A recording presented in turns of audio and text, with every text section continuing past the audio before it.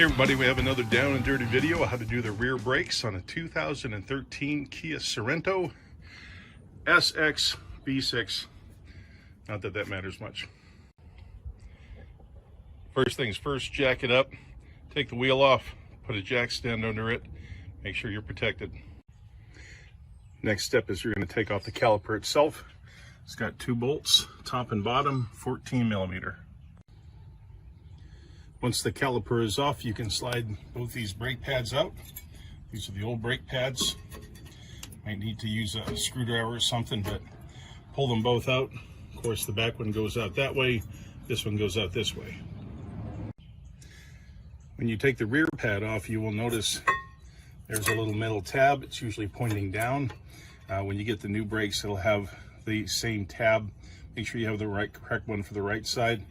And this little plate here will come off. You're going to replace that and put that on the new brake as well, or the new pad when you replace it. Next step is take off the caliper holder itself. This takes two bolts again, and both of those are 14mm as well.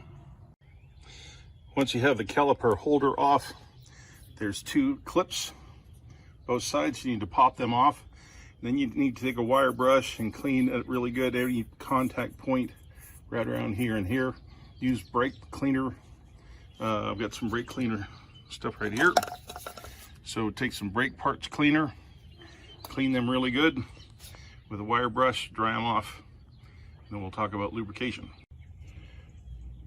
So after you've cleaned the caliper holder, again use some brake cleaner and a nice wire brush, you can then press on these clips.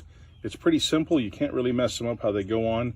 And when you put them on, just start by pressing these areas in here first. So get the corners in over first, and then just press all around it, and the little tabs on it should hold it in place. Most all disc brakes, when you buy them, come with a little tiny packet of grease.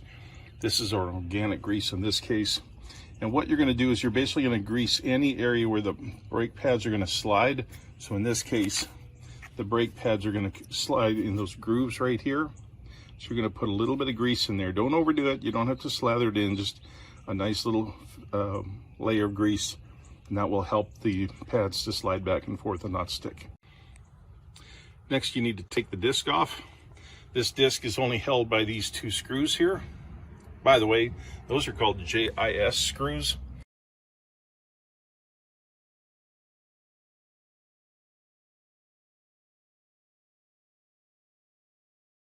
So they're a special Japanese industrial standard.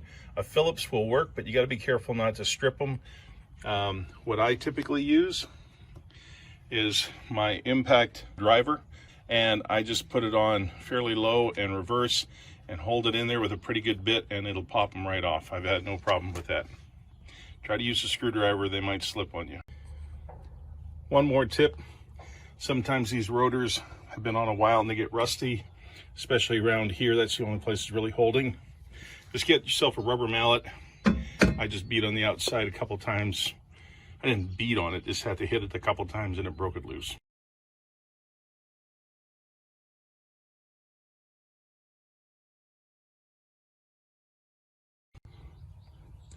Now, just so you know, because of the screws being a certain placement, this rotor can only go on one way. So you'll figure that out pretty quick.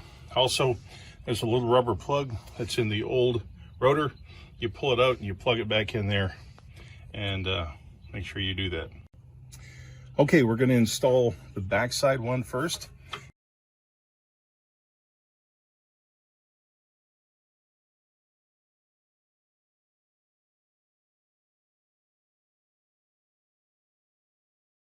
You'll notice there's a natural hump on this. That, of course, is the top, and that back tab is there. So what we're going to do is we're going to take it, going to slide it in. You can get the one side kind of hooked in and then just slide it in place. You'll hear it snap there, and it'll move a little bit. You can feel it move. If you pull it, it'll move, and you want some movement there. That indicates that the grease is working. You're going to have some play there.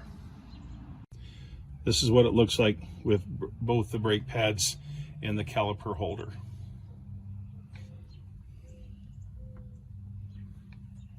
All right, the next procedure you're going to do is compress this piston. Listen, there's lots of ways to do it. I used to actually use C-clamps and a piece of wood and just clamp and push.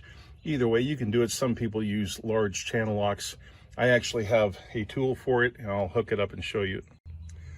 All right, this is a brake piston compression tool. I bought the whole tool on Amazon for $25 I think.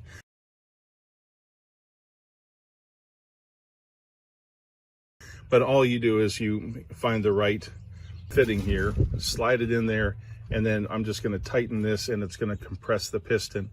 In this case, you want to compress it all the way back, okay, all the way back, because you need to have that fully compressed all the way in order to fit it over the pads, and it will fit correctly. And of course, when we go to when we go to drive it and whatever, the pedal will be soft at first while it pumps up and gets pressure on there, but make sure to compress it all the way back. And this is what it looks like when the piston's compressed all the way back.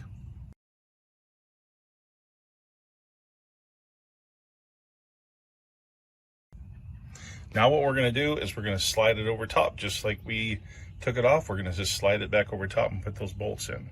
Okay, the caliper is on, and you will notice it should be able to rock back and forth like this. That is correct. Don't worry about it. It's because it's the way it's set up. It's supposed to have some play in there.